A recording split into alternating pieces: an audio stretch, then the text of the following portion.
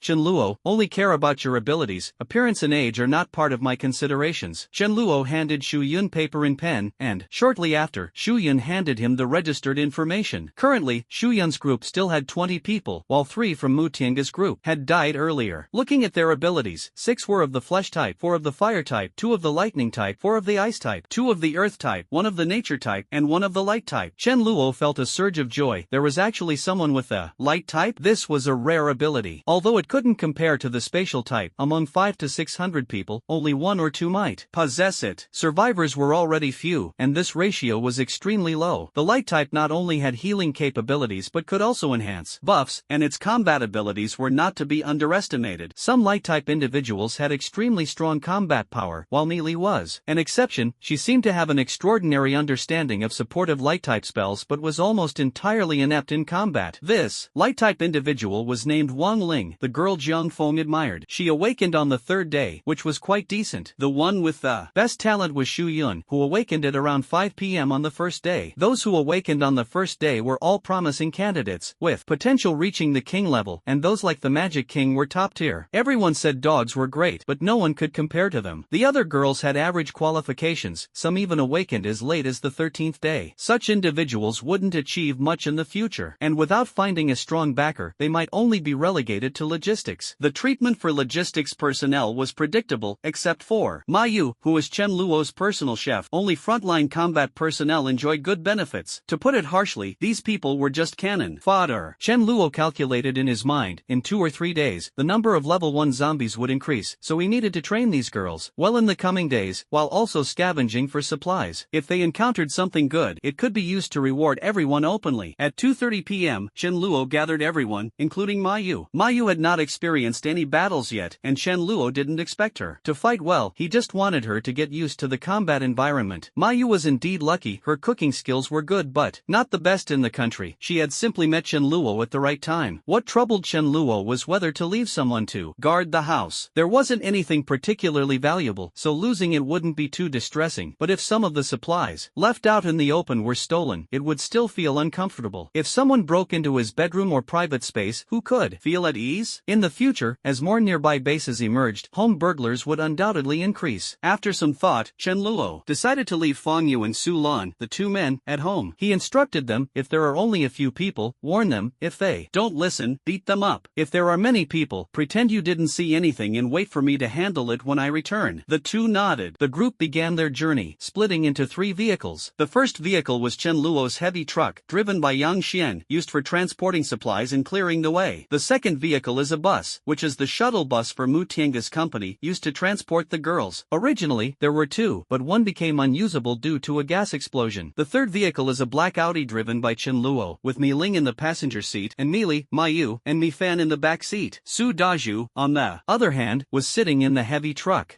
Even he didn't want to ride the bus. In the cab of the heavy truck, 4 men were chatting boastfully. Suddenly, Zhang Feng said, "Look at that zombie. Even after turning into a zombie, it still looks delicate and pretty. It must have been a great beauty when alive." Yang Xian, who was driving, exaggeratedly said, "You can tell that. Want to knock her out and bring her back?" Su Daju joked. Brother Feng once said, "Turn off the lights, and everyone looks the same." With a loud bang, the heavy truck rammed into a white van blocking the road, clearing the way for smooth passage. This time, the destination was a nearby clothing wholesale market. The girls didn't have many spare clothes, and Su Daju was still wearing Chen Luo's. While clothing isn't as important as food, having some is better than none. Additionally, Chen Luo wanted everyone to experience a battle to hone their teamwork skills and identify their weaknesses. The heavy truck led the way, making the journey relatively smooth. Chen Luo glanced at the zombies in the clothing wholesale market and those nearby, estimating there were 300 to 400 of them. She decided to let everyone handle the situation first, and once they were exhausted, she and the Law King would step in to finish the job. Chen Luo shouted loudly, "Form up." The formation was shield, mage, and healer, though there were only 2 healers. She instructed Zhang Feng, control the number of zombies. If more than 30 appear at the same time, lure some away. The tank members were responsible for shielding, clearing any zombies that got close, ensuring the elemental ability users could attack without distractions. Experienced mages would manage their own kiting, but that couldn't be expected of them yet. The main group focused on clearing zombies one by one, while Zhang Feng handled luring away those that got too close. Otherwise, the numbers would overwhelm the main group. Facing the zombies, everyone remained calm. However, Chen Luo shook her head. The accuracy of their spells was not high. Despite the large number of zombies, the chances of hitting the target were slim. She clearly saw an ice arrow aimed at a young zombie but ended up hitting an older woman instead. Multiple spells overlapped on the same zombie, causing damage overflow. When people first awaken their abilities, they can use spells 2 to 3 times, which can severely injure zombies but not kill them outright. Once they reach peak level 1, they can cast spells 6 to 7 times. The casting speed was also slow. With practice, they could release a spell every 1 to 2 seconds instead of the current 5 to 6 seconds. However, there were naturally gifted individuals, like Mi Ling, whose small fireballs were both fast and accurate, continuously burning zombies. If her level were higher, she would likely soon master area of effect spells. If it were just Shu Yun and the others, coming here would probably result in total annihilation. Chen Luo and the Dharma King did not take action. They merely sat on the sidelines, ready to assist anyone in danger, though their help was ultimately unnecessary. Zhang Feng put in a great deal of effort. Without him, everyone might have had to face hundreds of charging zombies at once. Once most of the zombies were cleared out, the group began selecting suitable clothes and categorizing them for loading onto the heavy truck. Regardless of gender, everyone had to pitch in. If this were before the apocalypse, the men would likely be working while the women stood chatting on the side. Seeing that no one was paying attention, Chen Luo sneakily stuffed some black stockings into his spatial storage like a thief. If you don't want others to know, don't do it in the first place. Try trying to steal without getting caught? Chen Luo thought no one had noticed, but little did he know that Mi Ling, who was busy packing clothes, caught sight of the scene out of the corner of her eye. As her peripheral vision registered the act, a strange thought flashed through her mind. What was that? Mi Ling thought to herself. Are you wearing that stuff? I can't believe you have such a peculiar hobby. Unbelievable. No, wait, he can't be that perverted, right? Then who is it for? Neely? A peculiar notion arose in Mi Ling's mind, but she felt it didn't quite match her sister's temperament, and the color seemed off as well. More than 20 people worked together to load clothes onto the heavy truck. Zhang Feng and the others deliberately acted very busy, and soon, the truck was filled with clothes. These were all youth apparel, and given the season, most of the items for sale were summer wear. Shirts, shorts, and denim t-shirts were all available. Everyone wiped the sweat from their foreheads, and one of the girls looked at Mi Ling with envy. Mi Ling, you're truly a natural beauty. After all this time, your skin is still so fair and tender, and you look so healthy. Although Shu Yun and the others were all beauties,